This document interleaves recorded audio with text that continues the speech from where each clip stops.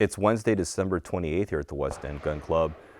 It's kind of a wet morning here because we got a storm yesterday evening, yesterday afternoon, up until early this morning. But when I got here, it actually turned out to be a little drier because the creek the creek that you cross to get to the range was dry as a bone.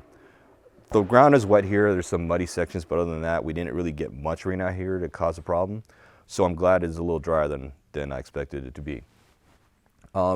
It apparently didn't rain enough to scare people out because there's already people in the back bays shooting. So usually rain is enough to scare a lot of people away from the range. Anyway, we're actually here to do a practice of the January 2023 NRL22 Course of Fire. And it's not a run through.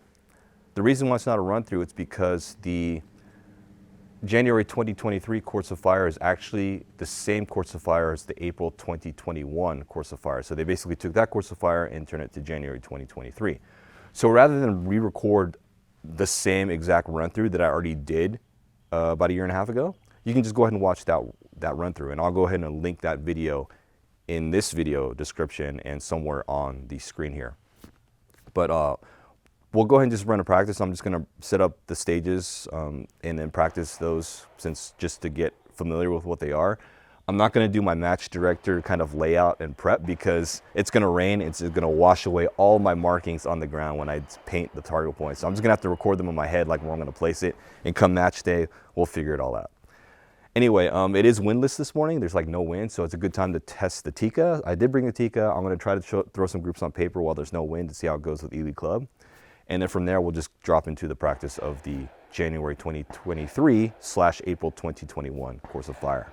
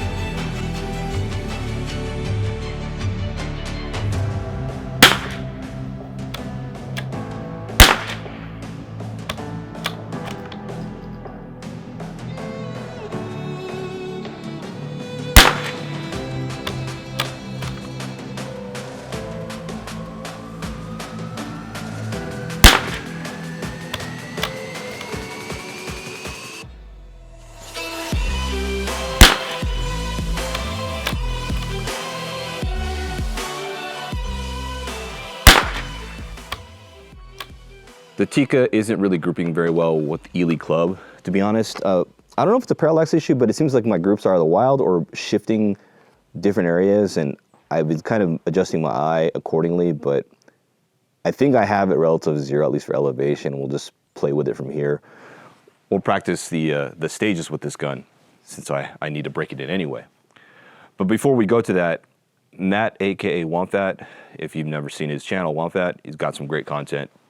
Great shooter, doing a lot of stuff up there in Canada. He's been coming down here stateside to shooting our matches, and he's doing pretty well. Anyway, he asked me a question in my last video. He kind of made this statement that he seems to notice that I used the Labradar for rimfire and then the Magnetospeed for centerfire. And why is that? And well, that's not accurate. That's not accurate. I actually used the Labradar and the Magnetospeed for either rimfire or centerfire. I don't really favor either one. But what had happened recently is with the MPA Matrix Pro, that chassis in combination with the short 20-inch barrel, the shorter 20-inch barrel of the Voodoo compared to a centerfire, I can't get the Magnetospeed with the Weiser mount on that gun. It just won't fit because there's no room to get the bayonet in that section of the barrel where the muzzle is. So I've been using my Labradar for testing Voodoo, or at least or chronographing my Voodoo. And so whenever I come to the range to shoot rimfire, I've just been kind of in the habit of just grabbing my Labradar bag and bringing that to the range. Now that being said, I honestly prefer the Magnetospeed when shooting a rifle if I'm shooting one gun. Because it's just easier to set up I could just put the Magnetospeed on my rifle with the ARCA mount or the Weiser mount on ARCA, and I'm done, right? And I can pick up this gun, I can go shoot prone, go shoot bench, and I can just keep the Magnetospeed on there and shoot. And if I'm in a relatively static position, I'm not moving around like running and gunning or shooting PRS or NRL style of shooting, I can just keep the Magnetospeed on the gun and get my chronograph throughout, get my muzzle velocity data throughout the entire range session. So that's kind of why I like the Magnetospeed for rifle. But if I'm shooting multiple guns and I want to chronograph all of them, I will use the Labradar, because even with the Weiser mount, I still have to make adjustments on the mount itself. I have to depending on how it sits on the gun, I have to move the bayonet back and forth, up and down, kind of cant it whichever way. And it's just, it's just difficult to keep doing that with multiple guns, especially if you're mounting it to the barrel. Then you got to worry about the shims, which I've never used because I never mounted my Magnetospeed to the barrel. Anyway, so I will use the Magnetospeed or the Labradar for whatever rifle. It doesn't matter, centerfire or rimfire. But I will tell you, I prefer to use the Magnetospeed for rimfire because I've had less anomalies setting it up. I don't have to, like in that last range session when I brought the Labradar out with the Tikka and it was windy, the wind was actually causing problems because it was being picked up by the microphone as being a shot. So the Magnetospeed is better in that regard. It's less susceptible to noise conditions on the range, because if you're on a crowded range and you have a Labradar, somebody else's shot will trigger your Labradar. It'll try to read something, but it probably won't pick up anything, and it'll just return an error. But you just keep shooting, it's fine. But if that bugs you, then the Magnetospeed will be better on a crowded range. For suppressed and rimfire, you can use the Labradar. However, you can use a microphone or an external trigger. Versus the Magnetospeed, where it doesn't really matter. It's just based off of the magnets picking up the bullet crossing the bayonet. So I mean, pick your poison. Both chronographs are good. Both chronographs have their strengths and their weaknesses, or their shortcomings in certain use cases. But that's why I have both. I think both have their place, especially for pistol. Obviously, I have to use Labradar, but both have their place. If you're going to pick one chronograph, you had only slid on one, I would go with the Labradar, simply because it covers all scenarios, and you can make it work with suppressors and with rimfire with the external microphone. But if you're only going to shoot rifle, I would probably lean towards the Magnetospeed. Anyway, that's enough talk about this. Let's go ahead and set up at least a couple stages, and we'll do some practice on the stages for the January 2023/April 2021 Course of Fire.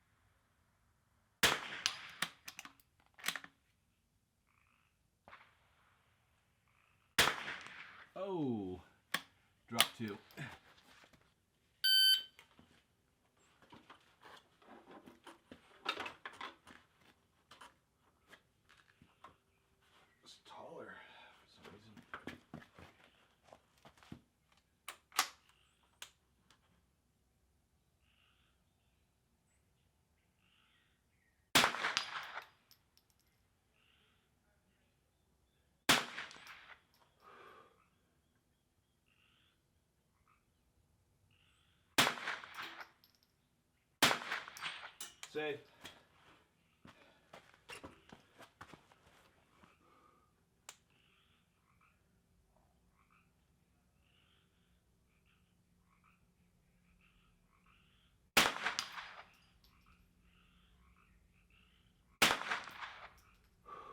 Wobbly this morning.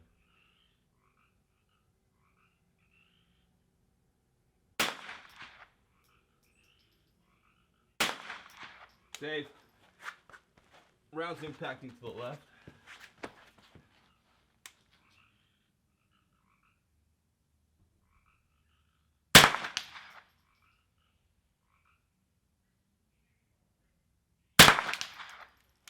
Safe.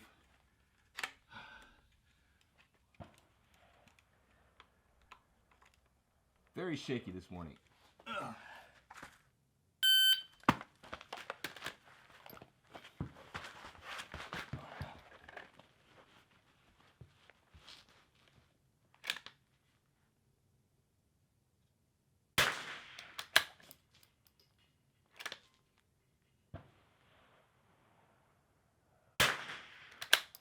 Point 4.8.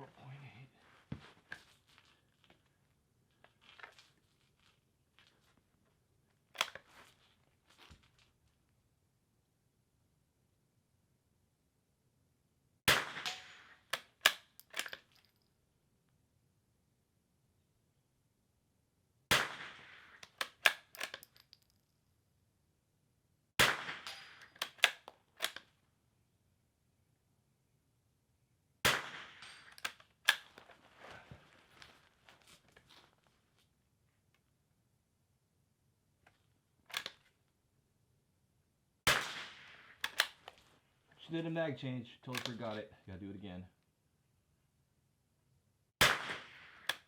Do it now. 0.4. 0.8.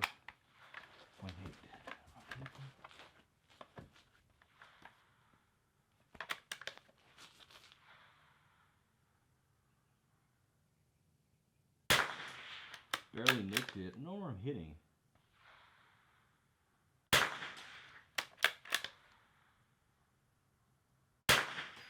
Barely hit that one. Missed to the left. All my shots are going to the left.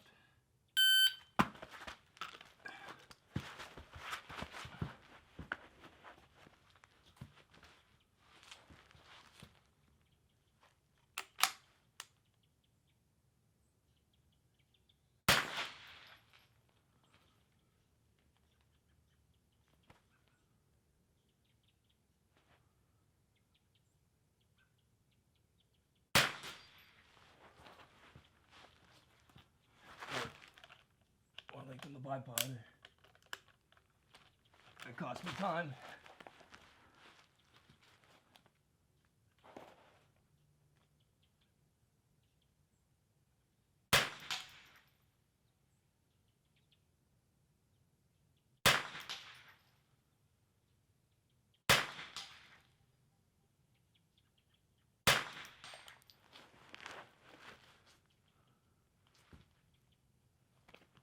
Oh, let's do a mag change now. I can get my mag out.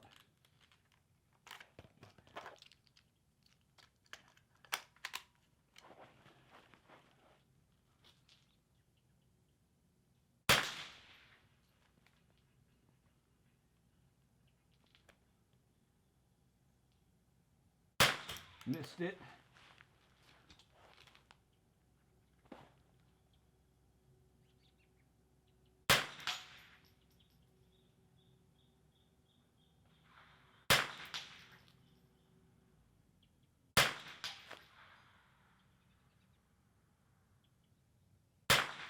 Oh, to the left.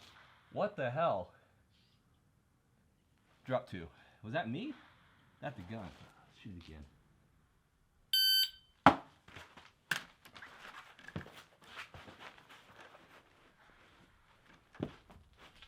All right, we're gonna go for the 2-inch target.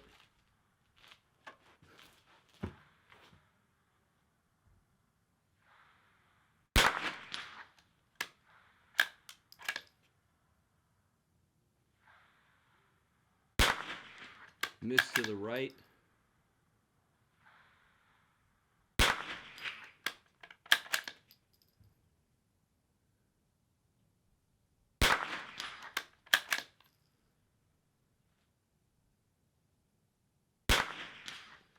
going to switch to the 1 inch.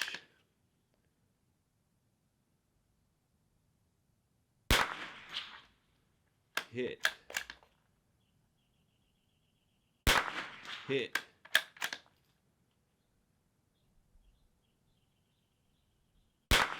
Hit.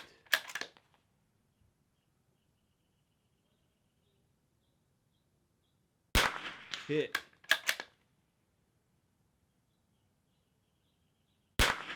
Hit. I think that was it. That was 10 rounds. Yep. Alright, so I didn't miss the 1 inch. That's pretty good. Okay, the Tikka seems like it's going to be able to hit a 1 inch at 100 yards.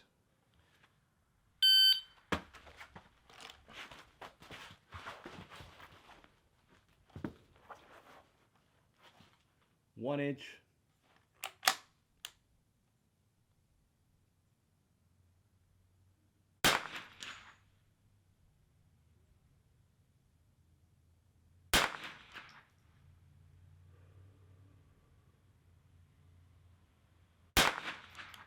Wow, I'm missing to the left.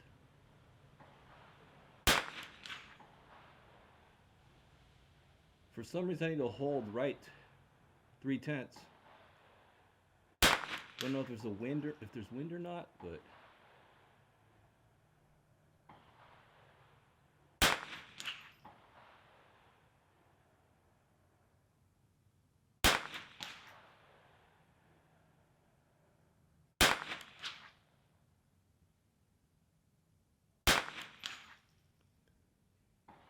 yeah, I've got this 1 inch target right in between the 0.4, 0.3 mil. Sorry, the 0.2 and the 0.4 mil marker on my reticle.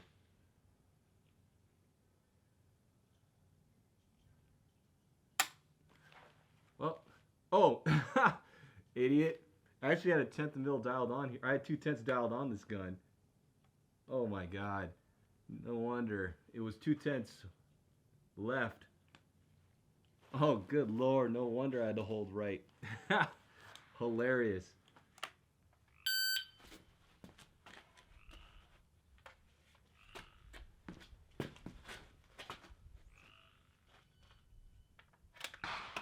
Whoa. Settled.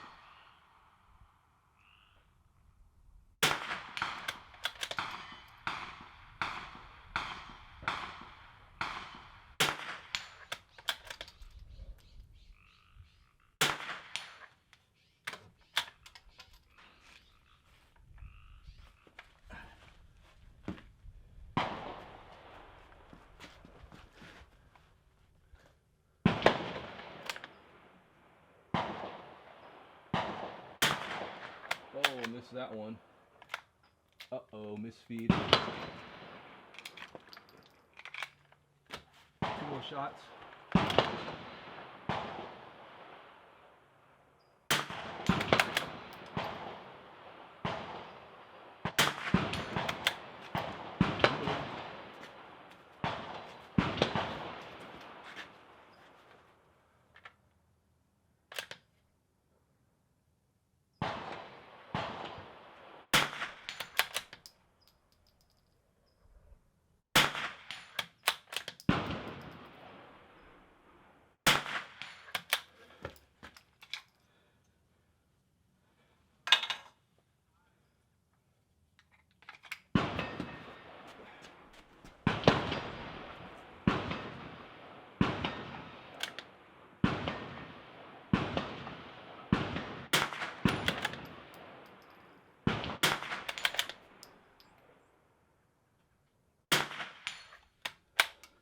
.110 on the clock. Missed one round, had a misfeed.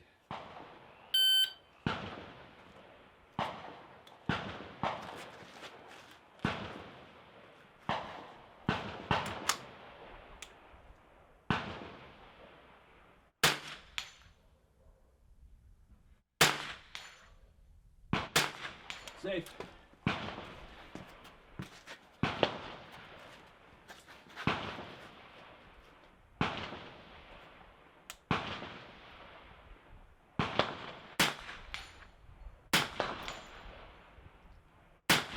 Safe.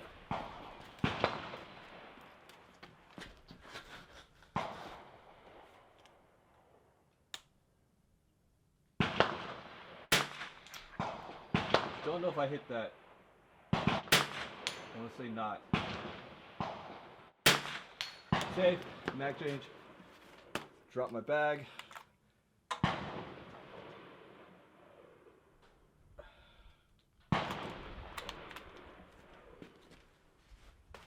Plenty of time.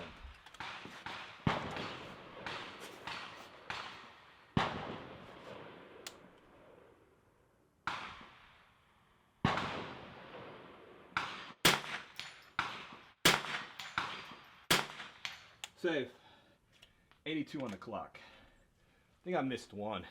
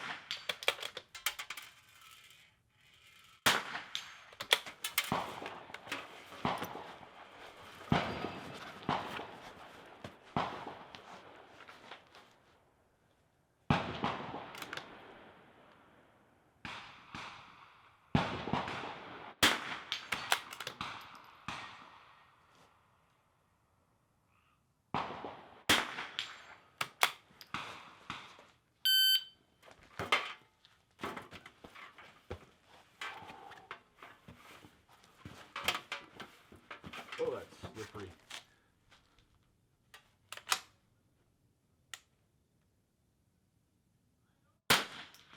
Missed one, I pulled it.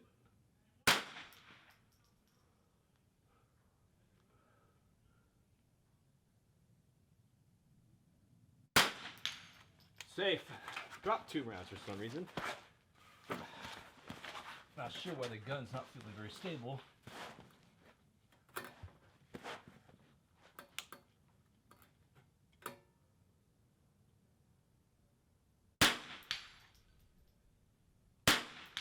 Safe.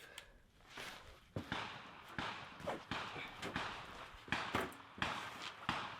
think maybe the Tikka bounce is better. I don't know.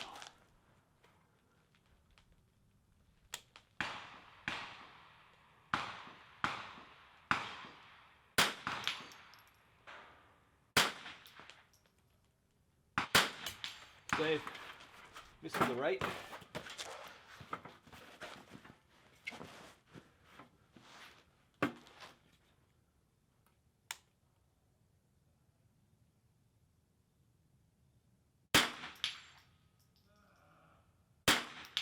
Safe. Drop 2 rounds. Completed my practice session of the January 2023/April 2021 NRL22 Course of Fire. Again, I didn't do a full-on run-through because this is just a reuse of the April 2021 Course of Fire. So if you want to see my actual walkthrough of this each stage with my feedback and my opinion on how you should shoot that stage, I'll put a link to the video from April 2021 where I probably shot it in March, but recorded in March. But yeah, that video where I did a full-on April 2021 NRL22 Course of Fire run-through. I'll put that in that link in the video description. But in today's session, I used 2 different guns. My 1022, which is fun to shoot, and then this new Tikka T1X that I got for our club loaner rifle. Elite Club, on paper at 50 yards, the groups are kind of okay and they shift a little bit, so I'm not sure if it's a scope in my eye or what. But at 100 yards, it held a 1-inch steel target, 5 for 5, so you really can't ask for much more out of the gun. So I have about a brick and a half left of Elite Club we can use for this rifle, and then I'm going to start sourcing more ammo to see what else we'll shoot in this. But yeah, should be a good gun. I think if anything, I can get one of my my little stock packs to get a little bit more height on this stock for those who want to shoot it. If like their cheek they don't get a good cheek well, because I had a little bit of issue there. So I'm probably going to put a stock pack on here because I got like 3 or 4 of them sitting in my garage, which can add a little bit of height to the comb.